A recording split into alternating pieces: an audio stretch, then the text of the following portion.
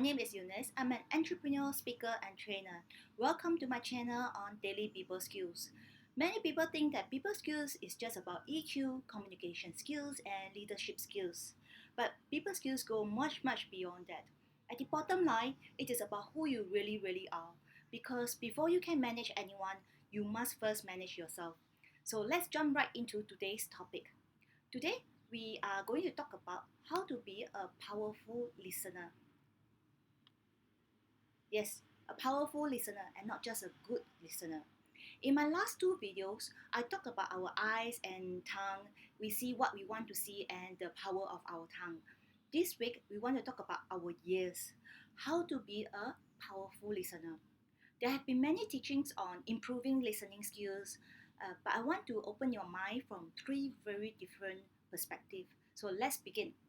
I want to start with the number one mistake that most people make when it comes to listening. First, is the person asking for a solution or they just need an outlet? Some of you are smiling to yourself now because you already can tell where I am going with this. Yes, sometimes when a person poses a question to you, he or she is genuinely asking you for advice, suggestions, solutions, recommendation. They truly are asking for some form of help. But sometimes when someone asks you for something, that person is not asking for help. They are not asking you, they are just telling you. This is the time where you don't have to do anything but just listen. They just need an outlet. We all need that every now and then. Now, I'm not talking about negative people ranting at everything or gossiping, that kind of stuff. I'm talking about people who has a genuine need, a void that is not fulfilled, and they just need someone to listen to them. Some of you get what I mean. Your question then is, what do these people want actually? What should I be listening to? Which brings me to my next point. Point number two, listen with your heart. Yes, listen with your heart. Do you know it has been said that when you put two ears together, it actually formed a heart? Here it is. By listening to your heart with your heart is a deeper level of listening.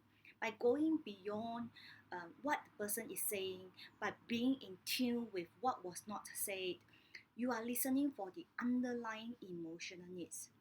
Listen for the underlying frustration, disappointment, feelings of being stuck, fear, FEAR, that's a big one, resentment, pain, unloved.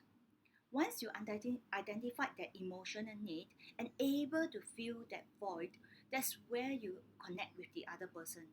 And when that happens, it's very easy to have compassion, patience, and empathy towards him or her. And once the person feels connected with you, they will then be more receptive to your proposed solutions if they still need your advice. But you know what? More often than not, they already know what to do. Like I said in my previous point, they are not there to ask for a solution, they just need a listener. Right, right now I want to switch gear now to my next point. Let me ask you, how do you listen when someone is giving you a feedback? That's my point number three. Yes, feedback. Something you can't live with and you can't live without. Now, I use the term feedback very loosely here. Of course, it includes positive feedback, which I won't be touching on since most of us have no major problems in that area. In this context of this video, I'm also going to include negative feedback, people telling you off and others giving you advice. Advice that you did not ask for, advice from people who have no idea what they are talking about or no knowledge of your industry, your circumstances. How do you respond in such scenarios? How do you listen without going into defensive mode? Here's my 3-second turnaround process. First and foremost, you must have the right frame of mind. And what should that be? Just remember, these people are just telling you their observations or experiences, which may not be entirely accurate, but is not unfounded. Just bear that in mind for now. Secondly, acknowledge your emotions. Yes, you may feel angry that they have formed an unfair conclusion, and it's very natural to want to correct their mistakes. You may or may not agree with what their conclusion. It doesn't matter. What matters most is to take a deep breath first and tell yourself it's not a blaming game and you don't have to justify yourself. Thirdly, is to refocus. This is the most important part. Refocus the conversation to find out what makes them say those things. Focus on what went wrong and not who is at fault. This is such a big topic that I have a separate video to go deeper on this and on this part. So go check it out. For now, just remember, always focus on what went wrong and not who is at fault. Right, there are 101 things that we can talk about on this, and we can go on and on.